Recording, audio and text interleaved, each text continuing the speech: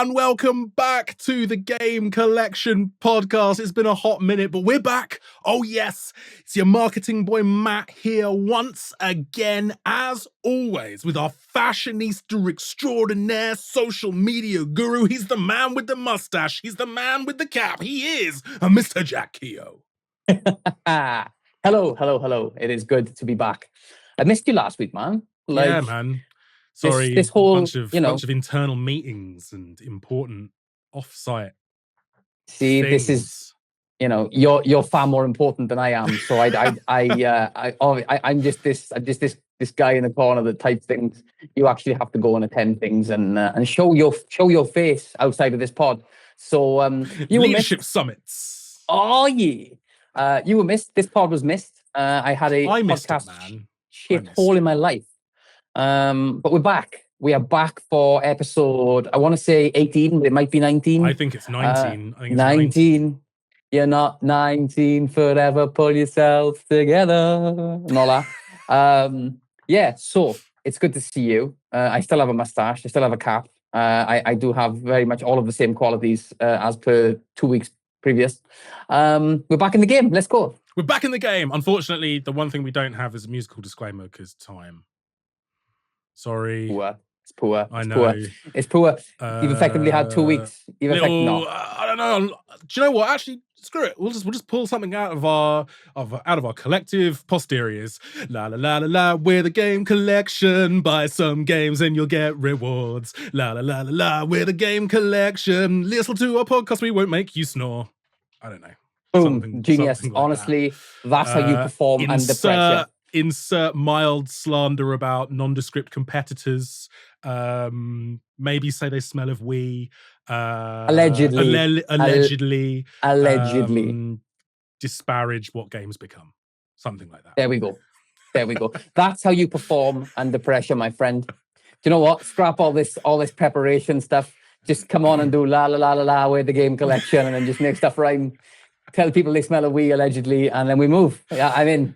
One day when we're on like episode 200 and we have the same number of listeners as episodes, we'll take this show on the road and the opening disclaimer will be like a band-backed just riff bonanza.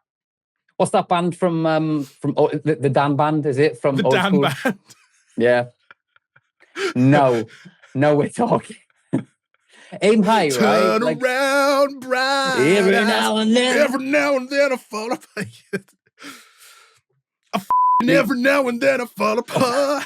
Yeah, we're gonna have to beat that out. And anyway. I need you now tonight. I need you more than ever.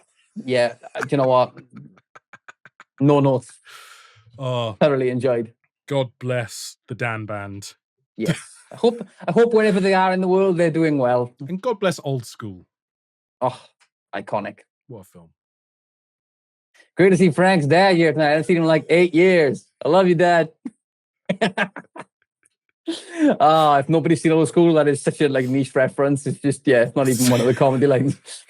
It's just wonderful. Just wonderful. Yes, it is. Should we talk about games? I suppose we better have. We should, because some stuff happened in the week last week when we didn't have a podcast. Two things in particular. Good. Some of it good. Some of it awful. Some of it not so good. Ubisoft. We'll get to Ubisoft. Jesus. Not even he can save Ubisoft. But we had a showcase. We had an Xbox showcase. Microsoft deigned to come down from their ivory towers of not selling consoles and tell us about some of the games they've got in development. Sorry, I know. It's like I couldn't resist. Just a little. Give me a reason to keep my Xbox Series X, Microsoft. That's what I'm coming at this from a position of what was once love. I'm not saying anything. I'm just letting you get it out of your system so we can come back. This is why I missed the podcast, man, because this is like therapy. It's really therapy, yeah. It's lovely. It's very cathartic. It's hanging out with friends. I missed it last. It's a love connection, man. It's a love connection. Yeah. But But in truth, you are absolutely right. We did have a showcase, and I will say that Forza Horizon 6 looks fire. Oh my God. Like Japan, Forza Horizon, by the way, I think it's fair to say that Forza Horizon is better than main series Forza Motorsport. It's just so much better. Because like it's about like you don't have to be a super beardy petrol head to love it. You just have to enjoy driving. That's it. Yep. Forza Horizon is just like the most pure expression of, oh, I'm bored on a Sunday afternoon. I might go for a drive. I'm going to go to Japan. And I tell you what, you can go to Japan in Forza Horizon 6 because, to be honest, after seeing it, I want to go to Japan. Like, it just looks, it's just glistening. Like, it's absolutely breathtaking. You're breathtaking. But you're breathtaking. But in all seriousness, as somebody that will hold his hands up and say that he's in no way a car enthusiast or in any way a car game enthusiast, I want to play Forza. I want to play that Forza after seeing that. I love it. Is it like they said it was the biggest map ever in a Forza game? Tokyo City looks, and I think Tokyo City is like 5 times bigger than any district that's been in a game before. They were throwing around some ambitious stuff, and it looked beautiful. So I mean, it was always going to. It's Microsoft, it's Xbox. Like they know how to make things look shiny. But yeah, nevertheless, as somebody that's not particularly into that kind of game, I want to be into that game. Yeah, I love it. I mean, myself too. I'm not the biggest petrol head, but I love what Forza Horizon as a series has done over the years. Like some of the locations we've gone to. I love that there was one set in England because it really was just like the spirit of the English little like, oh, I'm gonna go for a little. My dad and my granddad used to do this, like, oh, what should we do this Sunday after? Let's go for a drive. Go for a drive. like my nan and granddad used to do that. And to be fair, they lived in Kent, which is the Garden of England. So some nice roads to drive down there. But there's worse areas to live in. I live near Slough, so it's absolute crap. I personally think the opening of the UK office. I was about to use a stronger swear word, but like the opening of the UK office TV show, I think kind of just sums up Slough, right? It's very accurate intro. It's very grey, miserable rain. I think it's actually like it's definitely top 5 for like the worst places for car accidents in the UK. Excellent news. Which I understand. There's a road called Bath Road, which is just the worst. And like the drivers around here are mental. They're rubbish. And it's now I'm pushing the pram along. I'm more observant of these things. Of course. But yeah. Anyway, you're a human shield. I digress. The spirit of the Sunday afternoon drive lives on in Forza Horizon, and it doesn't have to be in a supercar. Like I can't remember which one is it, 2 or 3 that's set in the south of France, where you live. Oui. Yeah, for those of us who don't live there, it's just a lovely little driving holiday. It's wonderful. It's a cracking little place here. I'm not gonna lie. I can't wait to go to Japan. I think both in real life and in Forza Horizon 6. It looks glorious. But just on the topic of Forza there was IGN throughout the week were releasing batches of their like top 100 Xbox games of all time. And the top 10 was met with like mixed reception. Forza Horizon 5 was in the top 10. And numerous people chimed in, because I covered it on our social channels, just dropped in the top 10, which is the most important, obviously. And yeah, numerous people were saying like Forza Horizon 5 isn't even the best game in the series. It has no business being in this top 10. Although I was a little bit frustrated that like GTA 5 was in there in the top 10. I'm like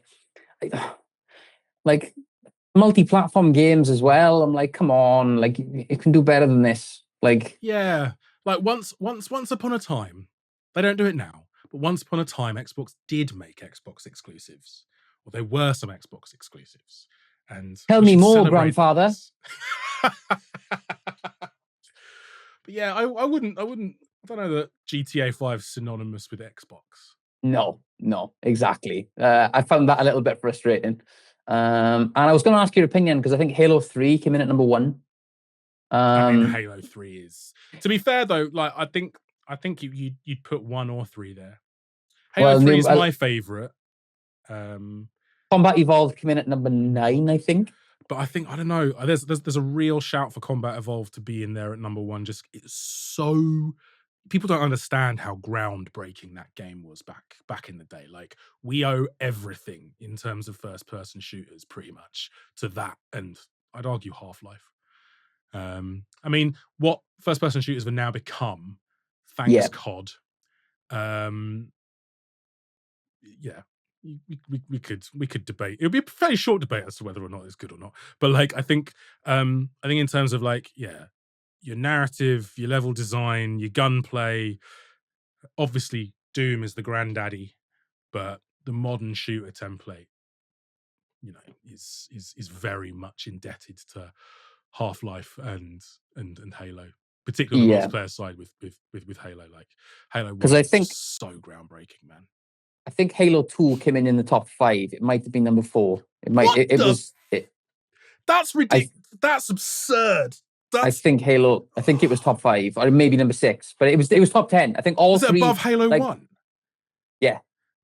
Stop making lists, IGN. Like, just this is evidence enough to suggest you shouldn't be making lists anymore. Well, Left 4 Dead 2 wasn't in the list at all. Or was it Left 4 Dead that wasn't in the list? One of the two wasn't in the list at all. I'm like 99% sure, which as a Left 4 Dead enthusiast, that frustrated the hell out. I don't even think you're going to put GTA 5 in there, but not Left 4 Dead. I want to ask as well if Insider was it Insider, the like a indie game that was top 10 as well. Oh, Inside. Oh yeah, but that is Inside. Sorry, that is genuinely. I think it's Playdead, same studio that did Limbo, and it's yeah. I mean, I've never played that. Hence the I added R on the end of the game title there for me. Inside's great and really quite disturbing.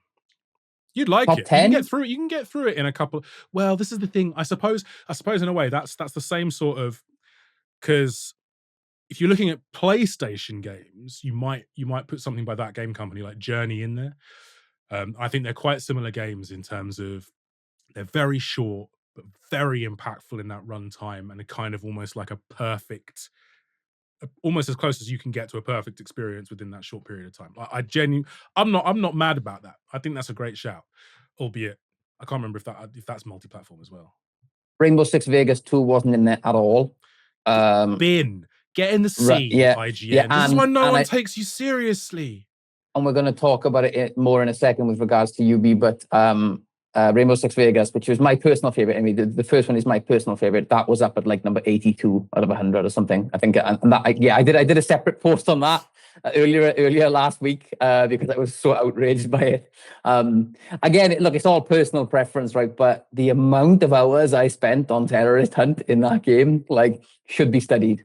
So never rank again, IGN. Yeah, it was deeply upsetting on a number of occasions throughout that list. So but I wanted to speak to you specifically about the Halo ordering because there's nobody better to speak to than you on that. So I don't mind. I think it's dealer's choice as to whether 1 or 3 goes sort of like top. I don't think, I think one was so groundbreaking.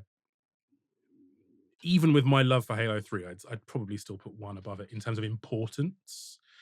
And sort of just how good it was at the time. It was nothing like it. It was just incredible. People forget. So, but yeah, I'm gonna run this down for you real quick. Okay, you'll be pleased to know number 10, Star Wars: Knights of the Old Republic. Number 10. Number 9, Halo Combat Evolved. Number 8, Forza Horizon 5. Number 7. Number 7, Inside. Number 6, BioShock. Number 5. Oh yes, yeah. Good. There we go. I knew that would redeem them somewhat. Yeah. Number 5, Halo 2. And all that work they just done to redeem you with BioShock has gone. I like Halo 2, but it's easily the weakest of the first 3 games. This also upset some people saying that, again, that Gears of War 3 is in at number 4. People were saying Gears 2 was like far superior. GTA 5 at number 3, mental. Number 2, Mass Effect 2. And number 1, Halo 3. Fun fact though, if they'd gone down the exclusive route, they could have put Mass Effect in there because Mass Effect was a 360 exclusive from a console perspective, I believe. Well, yeah, I just think that there was more than enough there to be able to do the list that way, and to really embed the kind of the cultural impact that Xbox had over a certain period. There was so many games which were like so important to so many people. Ones. They must be younglings. The people that made this list. It's an intern. I'm telling you now, it's an intern. Yeah, or maybe it was ChatGPT. Yes. Maybe. What does the robot know? What does the robot know? Nothing. Getting the CIGN. Yes. Anyway, back to the Xbox showcase. It was going so well. We were being really positive, and then, to be fair, that's on IGN. That's not on Microsoft. Yeah, no, absolutely. If anything, that just proves that we've had some great Xbox games over the years. But yeah, I think there would have been enough exclusives, possibly, to at least do an exclusive top 10. But there we go. It could have been so much better. It could have been so. We could have had so much more. I want to quickly touch on Fable. So Fable is obviously returning. Molyneux's nowhere near it, but it's looking like it's still going to retain, that sort of quirky, quite plummy British, I should qualify, plummy English humor. Yeah, I don't know. There's a lot that I like about Fable as a series, but humor is such a difficult thing to really nail. I think the Outer Worlds has sort of shown this. It can be really difficult to nail humor in games. It's never going to be universal, but they've made some interesting choices. Because I think it's Playground that's developing this rather than Lionhead, or what used to be Lionhead. So in the old Fable games, the more evil you were, the more your physical form would change. Like, you'd start sprouting horns and you'd look really devilish and demonic and stuff. And if you made really good choices, you'd end up with like a halo and angel wings and shit. And that's not happening in this game. And I've read that all the previews are saying it's because morality is a bit more grey. I'm like, I don't know. There were some interesting ways that you could have taken that sort of visual representation of, your sort of moral choices within the game, or how you acted. There are a few things that intrigue me about it. Like, Albion's quite a nice world to immerse yourself in. I don't know, like, Richard Ayoade being in the game. I like him, but he's basically only ever Richard Ayoade. So I don't. That sort of just takes you out of it immediately. And specs, I don't. Bit like Jason Statham. Jason Statham is Jason Statham. Yeah, but in every movie. But at least the films that Jason Statham is in are usually built around the fact that he is always Jason. He never needs to be anything more than Jason Statham. No, I know. Whereas in a fantasy land that's asking you immerse yourself in it for like tens of hours, which I know is not your favorite thing. Having something that immediately pulls me out of it is, I don't know. I don't know. I even wrote down from my notes for this question, Fable is more you, Matt. Like, I have nothing to add on this segment, I'm afraid. Yeah. I think maybe I'll re-get Game Pass when it comes out for a month, just to sort of, if it's not like $1 million by then, or £1 million by then. But no, it'll be about 950k. It'll be okay. It should be under the million mark at that I'll point. only have to sell one kidney. I mean, and you drink substantially less these days, so I mean, you might be surprised as to what you'll actually get for that. Just saying. But yeah, a bit of a mixed bag for me for the Xbox showcase. But yeah, very hyped for Forza. I think that's gonna be banging.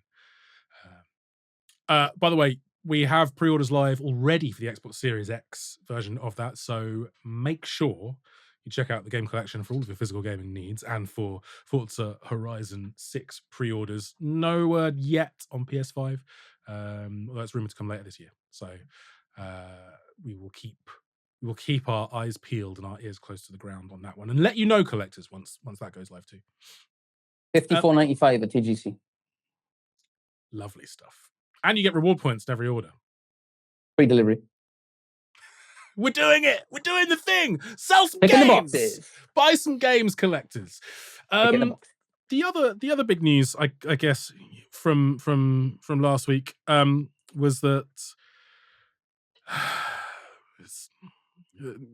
Ubisoft are imploding, basically. So yeah, studio closures, layoffs, streamlining into creative houses, and a bunch of games got canned, which is really sad. Like we never sort of like to see restructuring in this manner happening, right? But yeah, we got a few questions through. Thank you to everyone that sent in questions on this for the podcast this week. And yeah, a couple based around Ubisoft this week. So I think first of all, Anne over on Facebook asked, what game's cancellation has left you the most disappointed? It's definitely the Sands of Time remake for me. The original is one of the greatest games of all time, and the remake seemed like it was so close to launching. Yeah, man, it was like we could almost taste it. Yeah, apologies also, collectors. My headphones have just died. This laptop is not my friend anymore. So if the sound quality has gone down from bad to bloody awful, that's my fault. But yes, Sands of Time cancellation is an absolute gutter, right? I mean, it's been kind of pushed back and then rumored, and then we thought we might maybe get a look at it at not the Game Awards, sorry. It was rumored about the Game Awards, and yeah. So that sucks. I even read the other day that one of the voice actors for the game found out that it was cancelled by an online post. So clearly people were not told. So communication around it has just been awful, really. That's so wild, isn't it? That's so wild. You've got like a multi-million dollar, £1 million project. Yeah. And people are finding out it's cancellation from like people that worked on the game, press sites. Exactly, like people that are involved in the game finding out from press that the game is cancelled. Yeah, devastating. For me, in terms of the question, most hurtful cancellation, the first thing that popped to mind for me was PT. Or Silent Hills, because I love me some survival horror, I'm a hide behind the sofa type game.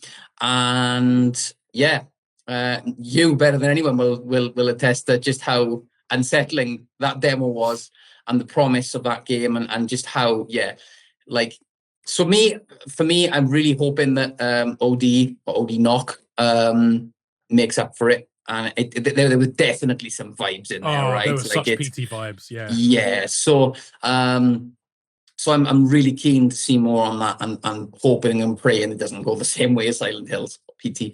But an honorable mention to Left 4 Dead 3. I believe there was there was some bits had started on that, whether it was story or whether it was like zombie design, or and then poof, gone. So yeah, the less said about that, the better, because it still hurts. But yeah, the first thing that came to mind for me was PT, because it looked to be the real deal. It really did. It was terrifying. Yeah. Strange, weird fetus in the sink. Blah, blah. Still laugh when I think about you playing the demo with the video, and then you go like, "What the are you?" Very strange. Yeah, loved it. No, that's a great shout. I think I can't remember if I've mentioned this on the podcast before. I think for me it's Star Wars 1313. Okay. Or at least one of them is definitely Star Wars 1313. Gritty underworld tale set in the Star Wars universe, going to be like game directed by Amy Hennig, of Uncharted fame. Yeah, like Star Wars plus Uncharted quality. Just inject it into my veins. Very, very sad that we never got that. Although I'm glad we're seeing more stories in that universe beyond simply Jedi stories. And once again, I know we're talking about Ubisoft, and I know that its sales didn't do what Ubisoft wanted to, but again, like Star Wars Outlaws, man, like they really turned that game around from quite a sort of 6-7 out of 10 launch into something that's much more sort of 8.5. So yeah, like go play Star Wars Outlaws, guys. If you haven't, if you like Star Wars and you like open world games, check it out. It's genuinely really good. You can buy it over on the Game Collection right now. But yeah, Star Wars, that's us. But yeah, Star Wars 1313. Definitely sad about that. And yeah, Sands of Time would have been. It seems like such an open goal opportunity. Like, it's baffling. You'd love a third party to pick it up, right? Like, or be allowed to be allowed to do it. Like, there's a community there that needs feeding. Yeah, it's strange because I think the creative houses, obviously they still own Prince of Persia as an IP, and I think when they were listing out what the creative houses are going to be responsible for, I think Prince of Persia is in the same one as Might and Magic and Rayman and Beyond Good and Evil, which I'm like, what? Does that mean there's still hope? There's still a chance? No.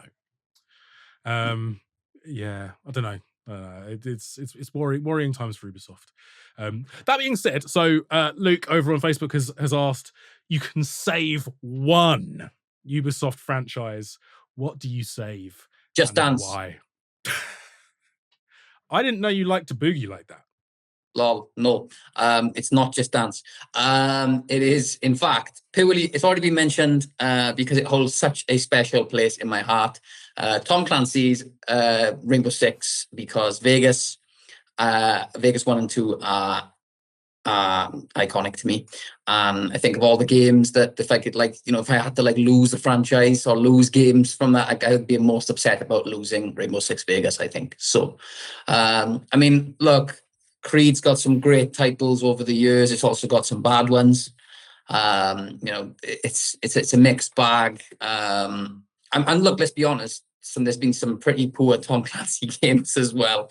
But I've got my Vegas hat on. It's not actually, but I'm staying true to my heart and saying I'm gonna say Tom Clancy. I'd like to see them rescue Splinter Cell. I mean, well, rumors again about a remake, right? Like that resurfaced that the game director had come back to UB to finish what he'd started. Very ominous. But yes, would love. We keep getting increasingly characterless Ghost Recon games. I'm like, can we have Splinter Cell back, please? Because you've got IO Interactive over here just doing wonderful, amazing things with Hitman and soon hopefully Bond, and I'm like, give us Splinter Cell, please. Please. It's so great. My pick for this though was actually Assassin's Creed. I want to save Assassin's Creed from itself. And from Ubisoft, because as we've mentioned on previous podcasts, the latest Assassin's Creed games aren't really games about assassins anymore. It's you just look. I enjoyed bits of the 50 hours or whatever it was I plowed into Valhalla. It never ended, which was a problem. But I enjoyed coming off the back of Vikings, the TV series, being a badass Viking. That was awesome. But it wasn't an Assassin's Creed game. The modern RPG, action RPG stylings, the endless expanse of open world, just filler that Assassin's Creed has become is really, really quite sad to me. And there are diamond bits within those games, but they're just too big, too bloated. They are everything that the Ubisoft game meme was talking about. And I don't necessarily see that changing now that I think Vantage Studios, the creative house that Assassin's Creed is now under, is the fully backed, is the Tencent backed subsidiary, right? So microtransactions galore, season passes galore, long may it continue, and all that jazz. No, save Assassin's Creed from itself. That's why I love Mirage. I loved Assassin's Creed Mirage. I've mentioned it numerous times on this pod across the episodes. I think when it launched, it was $37.95. The price point was excellent. It just felt like we're going back to what Assassin's Creed was. I loved Mirage. Like it was weirdly refreshing considering it was the blueprint from earlier games.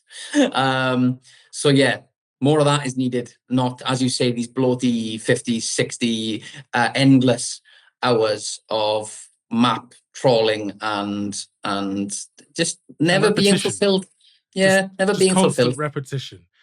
But yeah, on the other hand, I just can you please ensure that Black Flag remake is still coming. Please. I mean, yeah, that needs to happen, right? Please, I need it in my life. But yes, sad times for Ubisoft. Their share price dropped off the map. We need Ubisoft. I want them firing on all cylinders. They've made some great games over the years. So hopefully this helps them get back to it. But look, this industry is shrinking, right? It's shrinking every day, and to see a name as big as Ubi be affected in this way, and to have a knock-on effects in this way, like I said, regardless of whether you like Ubi games or not, there's a concern from an industry perspective, like, you know, another one bites the dust almost, and we really don't want to see that happen. Like, the more places that are making games, the better. This industry needs to thrive, not just kind of cling on by its fingertips and hope for the best. So we need, as you say, we need Ubi. It's it's a difficult time. And take solace and take inspiration from the year we've just had, right? Like, and the success of a game like Clair Obscur. Have creative vision, see it through, have a finite game. Yeah. You know, a vision with a beginning, a middle, and an end. And yeah, make great stuff, because you have done. You can do it again. I believe in you, Ubisoft. But yeah, seriously, can you bring back Splinter Cell? That'd be lovely. Yeah, when all is said and done, now that inspirational little segment is gone, just seriously, just bring back Splinter Cell. Seriously, sort it out. Yeah, all the best. But yeah, do the right thing. Let's get into some more community questions. And well, do you know what? Like, something that we're very, very excited about. POA Ghost has asked, Resident Evil Requiem, which is out next month, is looking good. But if you could only choose one more remake from the Resi series, which would it be? Tank controls or modern controls? Would it be easy enough to offer players the option? Focus on horror or action? Jack, you're our resident Resi expert. I see what you did. Code Veronica. Just give us Code Veronica. And rumors suggest that we're going to be getting Code Veronica, which is lovely, isn't it? Praise be. Praise be. Praise be. We are allowed nice things sometimes. Apparently. Maybe. Allegedly. Look, I'd love to see Code Veronica remake. I mean, from a continuity perspective, obviously, you know, we had 4 last. Like, you know, the story of, obviously, with Claire Redfield, Chris Redfield, Wesker, and so on. I think that would make sense from a continuity perspective to do that before doing Resi 5. But who knows? Look, just give us more Resi. Like, I'm down with just Resi me. Resi me to death. What a way to go. But yeah, ideally Code Veronica. But look, am I really going to complain if we got Resi 5 next? Absolutely not. Like, hit me with it hard. I am down. I just love Resi. And Requiem, it's out on the 27th, right? So what are we, like, we're now less than a month away. So yeah, hyped is a word I use on a daily basis across our social channels. And the previews too, some previews have started to drop, all sounding very promising. I haven't delved too much in. I know we've played it ourselves, so we kind of don't want to, you know, we've already experienced how horrifying that game can be at times. But I also don't want too much from it. I kind of just want, so I've only read, I think, 1.5 previews. But everything I read, I was not pleasantly surprised. I was very happy with. It's all pointing to a very exciting end to February. Love that. Good. But yeah, I think it's like, you, with a game like that, you don't want to spoil things too much, do you? So you don't want to read around too much. Just enough to keep the hype levels up for the next month. Not enough that, like, it spoils anything or, like, it diminishes any of your excitement. Exactly, man. Like, I mean, the whole way they went about like revealing Leon for me was like painfully brilliant. Because in the way, and I know we've talked about it before as well, but the way in which it was revealed at Summer Game Fest initially, and it didn't leak, and there was nothing online about it. It was just a throwback to like E3 days, and so yeah, from a romantic perspective in terms of like gaming and a love for it, like yeah, everything has just been ace, and I just needed to be. Well, I don't need it to be. I know it's going to be what I want it to be. So I'm very excited.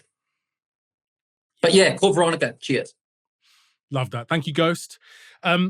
Speaking of remakes, though, so Jordan over on Facebook has asked, do we think that games are getting remade for the sake of getting remade now, as they know it will bring in money?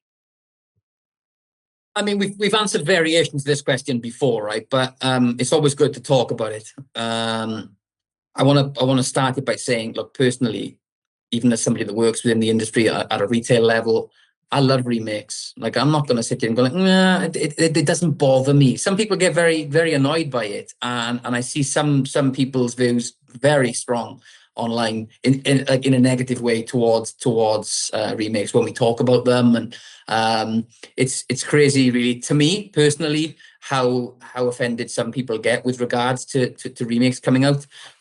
Video games are more expensive to make and take more time than ever to make. Money needs to come from somewhere. Certain studios or publishers have the ability to be able to lean on some truly iconic games of the past, bring them to a new audience. It in no way diminishes the work that the original did or what it means to people.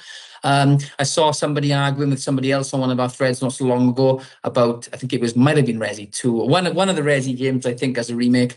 And it was like, this person's stance was, well, then you've clearly never played the original. And it's like, actually, I have. I love that one too. Like, I'm allowed to love both. Like, it's really not it does nothing to negatively impact the work or the impact. I've already said that. The work that the original did.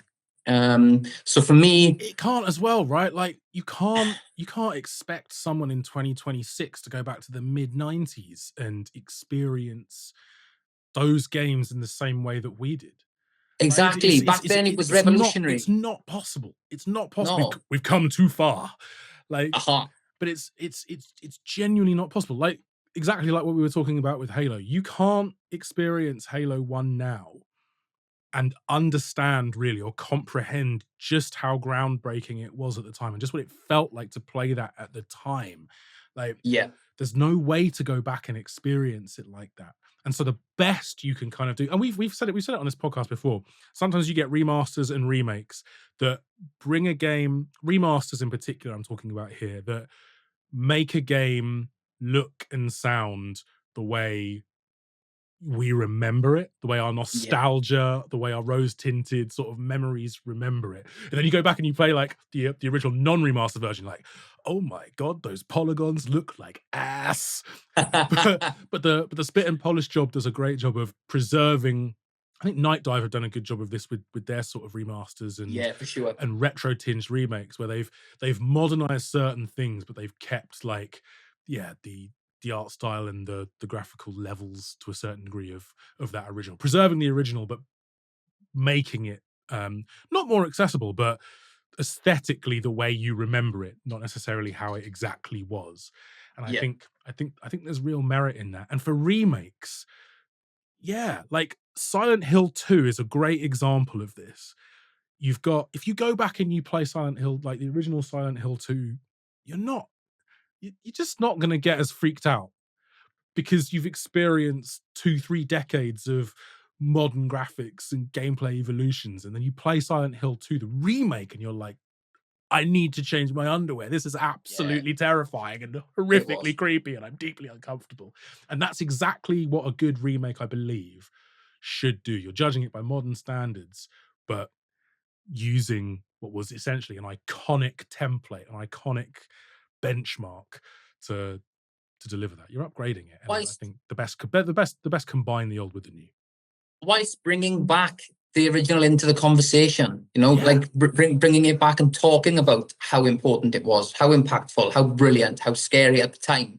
Like it in no way does any, in my opinion, does any damage to the original, okay, barring maybe a completely disastrous remake that, and even then you can say, well, that's because the original was so iconic, and there's an argument for everything. Like I just don't see, I don't see it being done always for the sake of it. Maybe in one or two cases, as with anything, by a law of averages, I suppose any point stands when it comes to this kind of thing. But for me, overall, I love a remake, man. And they fund new releases, new, shiny, big, AAA releases. So I have no issue. Keep them coming. Yeah, I think the sheer volume of games that get released now, that we have to remember, I don't think, like, it's not that we don't necessarily get more or fewer new games. It's just that actually we get loads of remakes in between them. But actually, to the point you made right at the start of this, like, that's actually not that true, because games do take far longer to get made. They are far more expensive. So, sometimes it's good to pepper the windows in between with a re-release or a remaster or a remake. And yeah, like us, we said this before, if a Silent Hill 2 then allows a team like Bloober to go and make Chronos, great. Exactly. Perfect point. I think they can go hand in hand. But to answer your question, Jordan, yes, I think remakes do get made because it's a safer bet.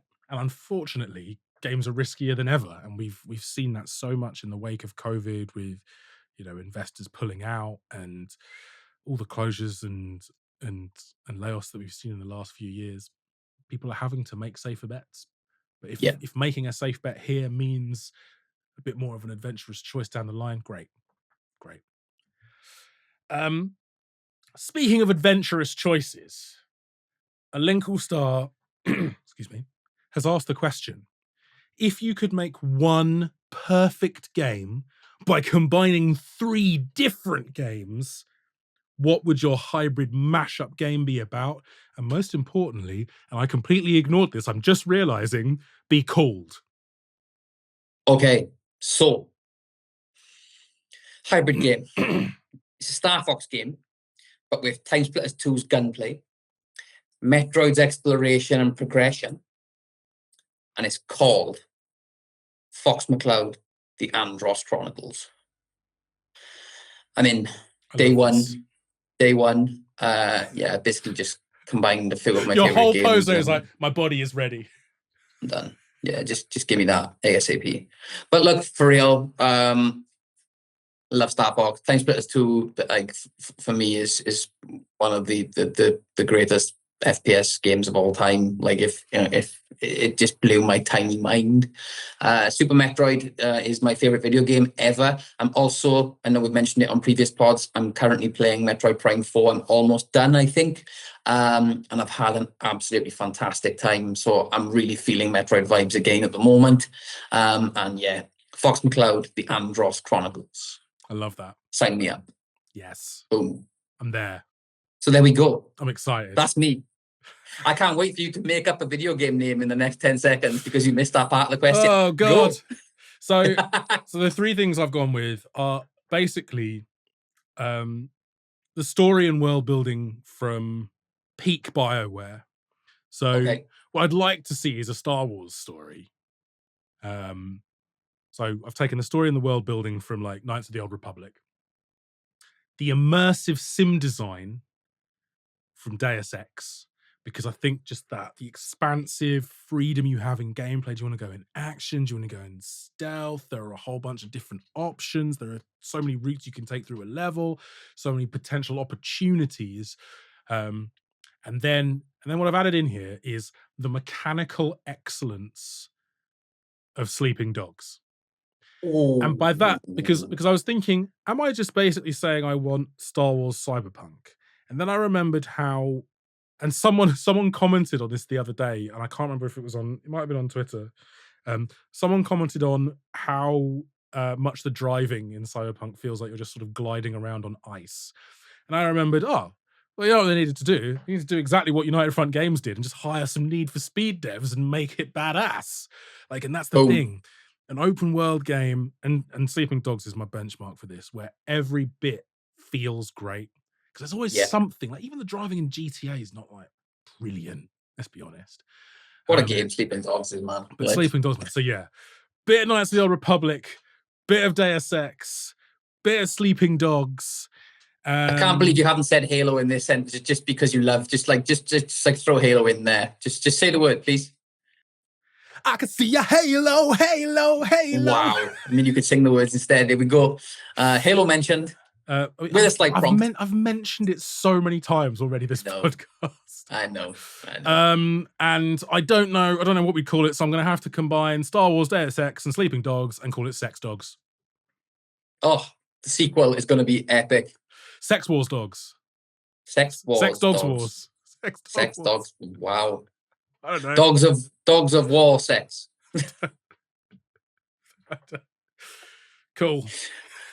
Boom, on to the next one. Yeah, please. ASAP. And the wonderfully named Farty McSprout has asked a banger of a question. What game would you make your worst enemy playthrough from start to finish? Okay, so literally like any building sim or strategy game, Theme Park World, Roller Coaster Tycoon, Tropico, and just to annoy you, I've put Command and Conquer here just because I want to see your face. There it is. There it is. All I wanted. Get away from me now, right? With any of those types of games, I force you to play Civilization. Oh. Just the thought of it has killed Jack. Yeah, death's only the beginning. Yeah, no, I want none of that in my life. I'm afraid. I'm sorry. I can appreciate people that enjoy that kind of game. There's a lot to, and again, it kind of ties in a little bit, I think, with the way I feel about like giant RPGs. For me, obviously, with a lot less payoff in these kinds of games, I just don't get the enjoyment out of choice, out of like, you know, choices affecting things, or I just don't, and it's just too overwhelming for me. I don't want to build roller coasters. I want to ride them. Fair. There it is. But yeah, respect to anyone that enjoys them. It's not for me. Well, this is the thing though. Would your you've done this basically kind of because you don't like them. Would your enemy like them? I don't know. It could be that your nemesis is a big strategy fan. Well, if he starts to enjoy it, I'll turn it off. Like, it's easy. You don't get to enjoy anything. It's my worst enemy. Oh, you having fun with that, are you? Oh, power cut. Into the sea. Nightmare. Well, you can sit there and stare at the black screen. Enjoy. So yeah, for me, those kinds of games can get away. How about you? I toyed with this one because there are a few broken things like so there was back in my reviewing days, I reviewed a game called Amy on the PS3. Okay. Which was one of the worst games I've ever played in my life. And you've played a lot of games. I have. See also Superman 64, which just has some of the worst game fog. It's borderline unplayable. Okay. Never played it. It's absolutely horrific. And so there's a shout for that. I did think of sort of putting day one Cyberpunk in here, just to sort of force, but like then you have to marry up the game with really hyping up your enemy on this game, and then it just comes out and it crashes every half an hour and they're devastated. Yeah. But they have to finish it. So they have to endure all of those crashes and somehow persevere through. It's effectively purgatory. Like, it is.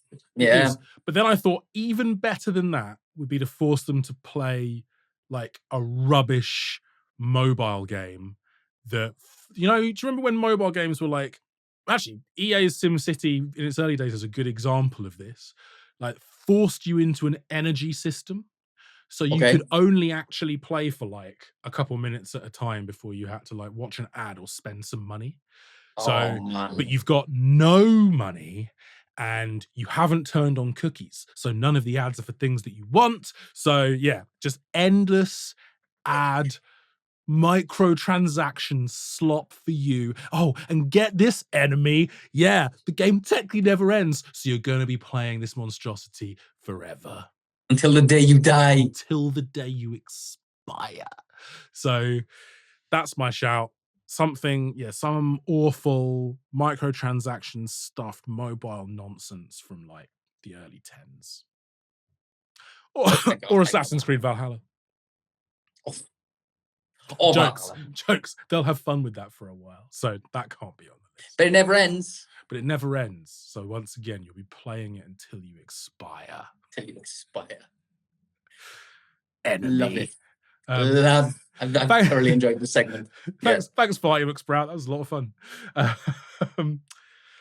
Dorky Swimmer asked about 1 million questions. I've chosen this one just because I wanted to talk about it. Just because I wanted to talk about it. But yeah, given Warner Bros. With their whole Nemesis system shtick, vaulting that and shuttering Monolith, you fools. What game franchise could benefit from this outside the Lord of the Rings franchise? So thank you very much, Dorky, for that question. Jack, any thoughts? You got to take this one. You got to take this one. I when this question came across me, I was like, I have no idea how to answer this question, Matt. But then obviously Matt picks the questions because Matt's in charge. So the second I saw that, I was like, why is that in? Because I have no idea. And you're like, don't worry, I want. He's like, I want to answer that one. It's like, okay, cool. You've got a lot to talk about. Let him cook. Let him cook. But yeah, I just wanted to rag on Warner Brothers just a little bit. Okay. Just for shuttering Monolith, who are one of my favorite studios, and depriving us.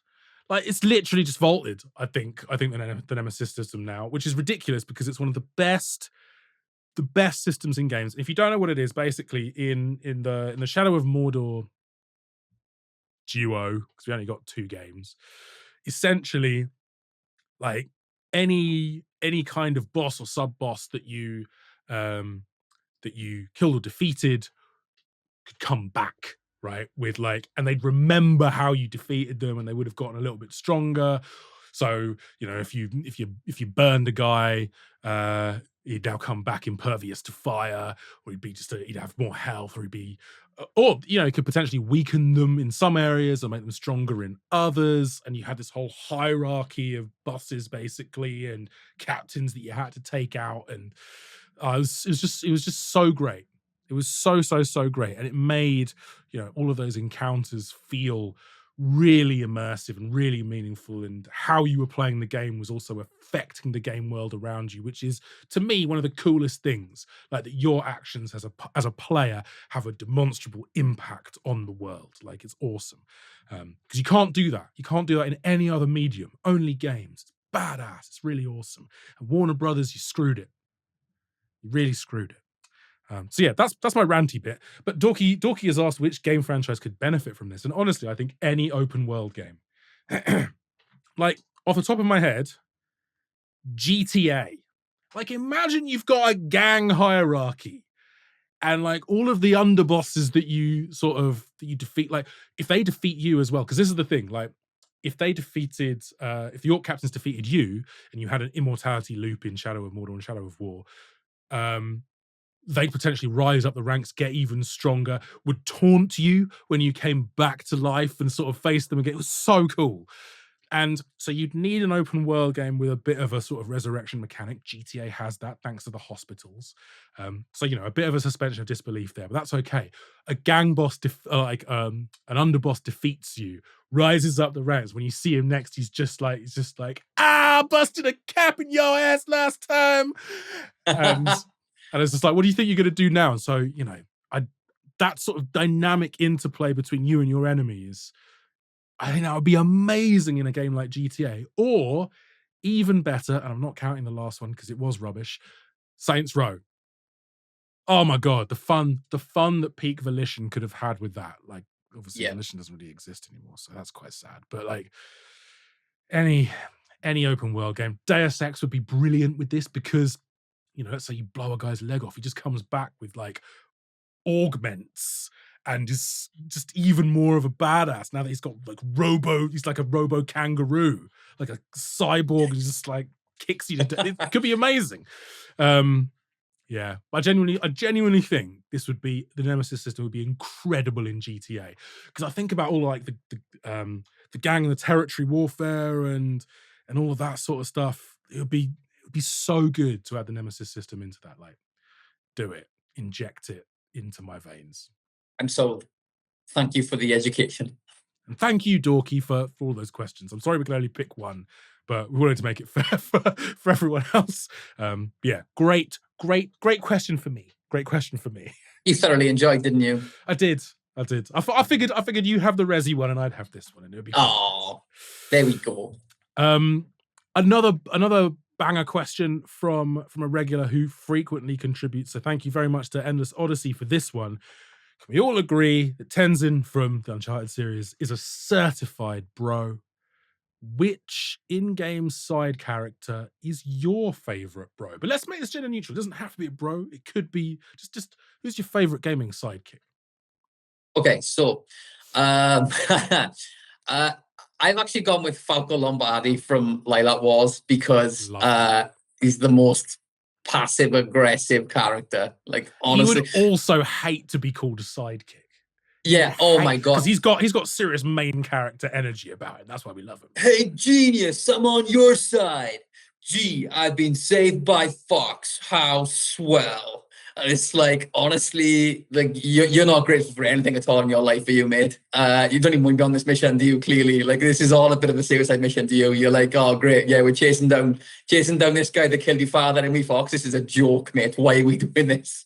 Like, I love Falco Lombardi. Like, he is genuinely angry. And yeah, he's such a knob.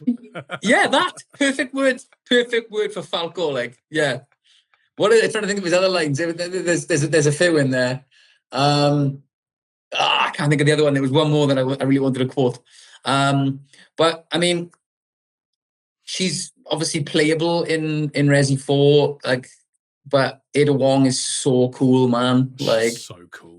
But then I wouldn't say she's like a sidekick. I feel like she has main character energy. So I'm like, you know what, Ada, no, you are epic, but I'm not going to do you like that. Like, your main character energy. I did, however, love. I think that's the thing, and that's the key difference, right? Because like both Ada and Falco have main character energy, but Falco is absolutely not the main character, even if he thinks absolutely not. And that's why he's goated. That's such a great pick. 100%.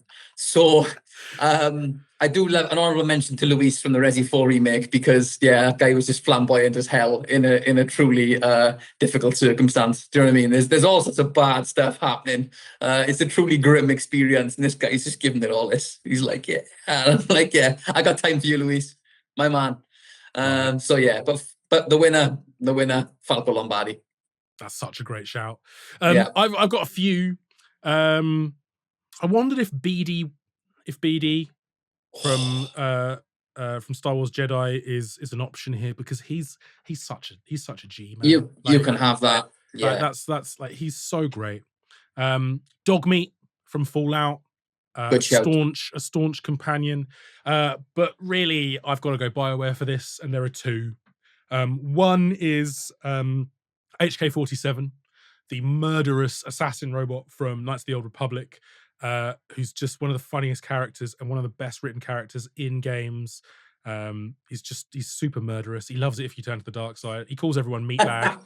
He's just the best. He's super murderous. He is. He's an assassin droid. Like, what do you expect? I know, man. But like, and he's just constantly just egging you on and trying to fulfill his prime directive. Super murderous. He's just wonderful. Love it.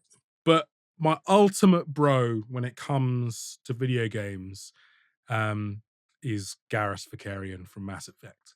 And the fact I thought you were building up to say it was you, Jack. Was you? I thought I was your gaming sidekick. No, fine. Sorry, didn't mean to interrupt. Just wanted to have my moment. You come a close second, man, because we've never enjoyed some beers or some Guinness Zeros, sat in the rafters of the Citadel, just One day, man. Just reminiscing about how he saved humanity multiple times. And he's again, peak BioWare, incredible character writing. Just a guy that you've just bonded with through three incredible expansive games. You've seen the best and the worst of one another. You stuck through it. He's just fantastic. He's just a fantastic character, wonderfully written, and I love him. I got that. I got the feeling of love in the way you described that. Like real connection. I just peak BioWare are just unmatched. They're just unmatched for incredible characters. They're just so great. I'm over here like Falco Lombardi, white, because he's a dick, man. Like, and you're just giving all these wonderful reviews and wholesome moments shared with these sidekicks that have fulfilled your life. To be fair, HK47's a bit of a knob as well. Like, but he's super murderous. But he was programmed super murderous. It's an iconic description. Super murderous. He's very funny with it. It's magnificent. Obviously, you're never going to play Knights of the Old Republic, but I would implore you to go just check out the best of HK47 on YouTube. Okay. Because he's absolutely marvelous. You'd get a kick out of that humor. Stuff. So yeah, thank you very much, Endless Odyssey. And our last question comes in from the man himself, Adam Rag, over on Facebook. Shout out, Adam. I hope your posty round when you're listening to this is going well. Like, lovely man.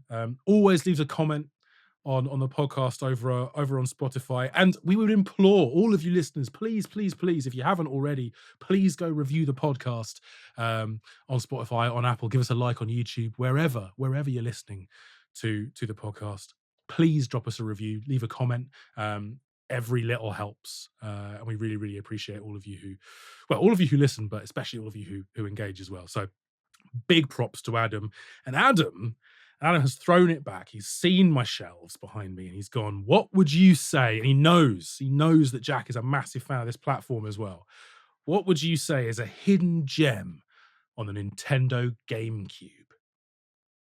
It's a great question, but it's also I found it really hard to answer because I feel like GameCube games are celebrated. Like I feel like even the ones that are not like massively talked about are celebrated and held in high regard from that community. Like the GameCube community is passionate, right? So it's a difficult thing though, isn't it? Because the GameCube is stacked up against quite possibly, arguably, the greatest, certainly the most popular video game console of all time in the PS2, right? And just how iconic that era is. And then obviously Microsoft come in with the Xbox towards the end of that generation, and you have literally genre-defining games like Halo. So I think the GameCube, in many ways, is an underrated console. So does that mean all GameCube games are slightly underrated? I mean, that's a great point. I love it. But if I have to pick one that I feel probably isn't talked about maybe enough, or it's like a little just a little bit lower down on the scale, Super Monkey Ball. Like, I love Super Monkey Ball, man. Like, one of the most frustrating yet moreish video games I have ever played. Like, death occurs frequently as that game progresses, and you get a little monkey in a ball living life, man, chasing bananas and trying to get to the goal, but sometimes those goals are horrifically hard to reach. And to be honest, if I didn't love my Wavebird so much, I probably would have smashed it up through sheer frustration. But Super Monkey Ball, iconic. It's so that's great. My pick. It's so great. And I think, like, did you ever have Screwball Scramble? Like the physical... Mate, if I literally moved it into the cupboard in there like 2 weeks ago. If it was in there like it used to be 2 weeks ago, I would have gone to get my Screwball Scramble. Yes, I am a 35-year-old male that still plays a one-player board game, essentially. Screwball Scramble is the definition of frustration growing up. But that's the joy of Super Monkey Ball as well, right? 100%. I think if you are a 90s kid and you grew up on Screwball Scramble and like Marble Madness nonsense, Super Monkey Ball is absolutely good. And the thing is, right, 95% of Screwball Scramble, if you mess up, it's your fault. That final bit where it's in the hammer and you've got to hit it over to hit the bell. I find that to be grossly unfair. I find that to be offensive. I find that to be a cause of many sleepless nights growing up. Will I ever accomplish this? Will I ever achieve the end of Screwball Scramble?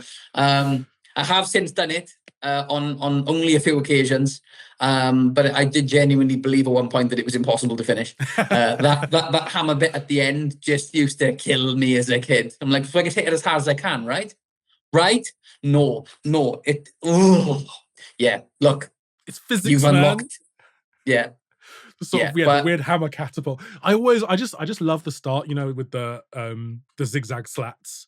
Oh, it's amazing. Just one of the most satisfying things was just doing that bit. Dun, dun, dun. Get it right. Like dun, clean. Dun, dun. Yeah, without stopping. Like you don't get the ball bearing or the marble stuck halfway. It's just clean. Dun, dun, dun. And then you swing the magnet around and you pick him up and you take him on a journey and then you drop him on the wires and you go down the wires and life is but a dream. Well, that was that. You just also very satisfying. Very satisfying. Yeah. Very frustrating. Yeah. I also had the because there was a because that was very flat. Screwball Scramble. It was sort of flat and wide. Yeah. I remember there was like a motorized Sonic one. Okay. As well that I had toys. You have a timer as well, right? The timer, and it's like stressful. Just the noise in the background was enough to really.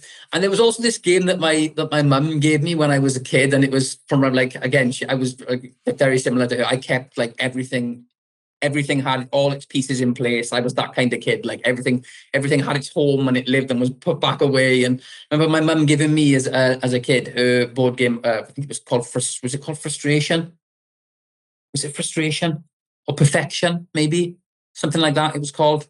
And you got all these different shapes, little yellow shapes, and you had a board, and you pushed the board down, and it started clicking like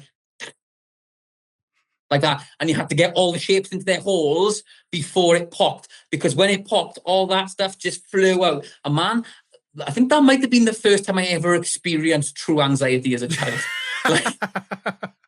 The noise was sort of, and there was a substantial amount of shapes. We're not talking about like 10. There was a lot. So yeah, they don't make them like that anymore, man. No, they don't. It's like Buckaroo used to give me anxiety as well. Oh, same. You're just waiting for everything to go wrong. You put a shiver down my spine. And for some reason, that story also just made me think of and we've talked about our hatred of underwater levels, but just the music in Sonic when he's underwater. Yeah, horrible. Deep anxiety, and then Sonic. Counting down to your death.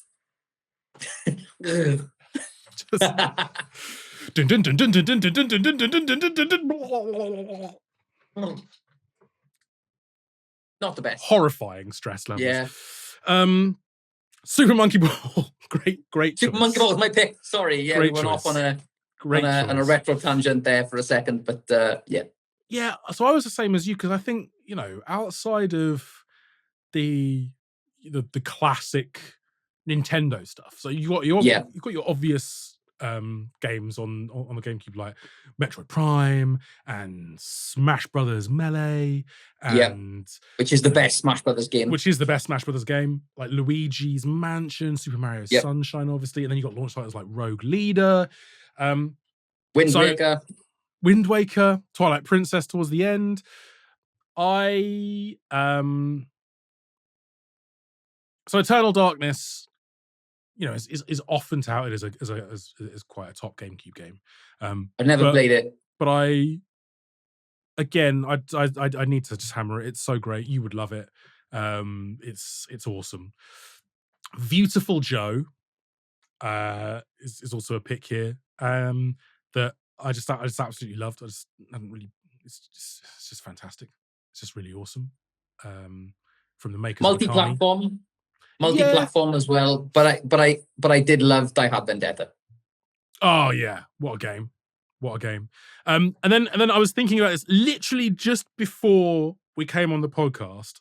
I remembered that the developers of Croc, Argonaut, Argonaut games, yeah. Made iNinja for the GameCube, which was a lovely little cutesy kind of platformer that was really, really, really awesome, and not enough people have played it. So I haven't played that one. That's my pick for GameCube hidden gem. But also, seriously, if you've never played Beautiful Joe or Eternal Darkness, fix that immediately. I will try to fix that at my earliest possible opportunity. But yeah, GameCube, man. The GameCube's so great. Yeah. It's just the best. Yeah. Just special console. Best. Special console. Best controller of all time. The Wavebird. I love you. Ergonomic perfection. We love it. We love it. And we love you, collectors. Thank you so much for all of your questions. Thank you so much for listening if you made it this far. Thank you so much for buying from the Game Collection. Thank you so much for liking all of our silly tweets and posts and indulging our nonsense. We do it for you. We do. We do. And sometimes for us as well, because, you know. But mainly for you, but kind of sometimes for us. But yeah, no, thank you so much to everyone that sent in questions. Keep them coming. We will be back with regular programming. Wait, we will be back next week together in person. That's very true. In-person podcast. I'm going to get to see you in person, Jack. Dude, I just saw like a look of like genuine happiness cross your face. Yeah. It's happening. It's happening. We are real people. We will be in the same room as each other next week. I am making the journey from France home for a couple of weeks for some work, and I will see you in the same room. We are gonna go through we're just gonna go through the motions, man. It's gonna be wonderful. It's gonna be wonderful. And do you know what? We'll be out of January. We'll be out of January by then. Just praise be. Praise be. Beautiful things. It's been a long year. Yeah, it has. I mean, it's going to be 2027 soon. Horrific. Like, this whole thing feels like a game roller coaster tycoon. Like, I'd like to go now. I don't want to build roller coasters anymore. I want to ride them. Let me off. Let me on even, please. Yes, in-person podcast next week. Can't wait for that. Look out for the question post. We'll stick it live. We'll stick it live probably Monday. But yeah. Looking forward to seeing you, man. You too, bud. You too. Screen will no longer separate us. It'd be wonderful. It'd be wonderful. So yes. Thank you all. Please drop us a review if you haven't already. And for all of your physical gaming needs, check out the Game Collection. Oh, yes. That's us. Cheers, folks. Have a good one. See you guys. See you next week.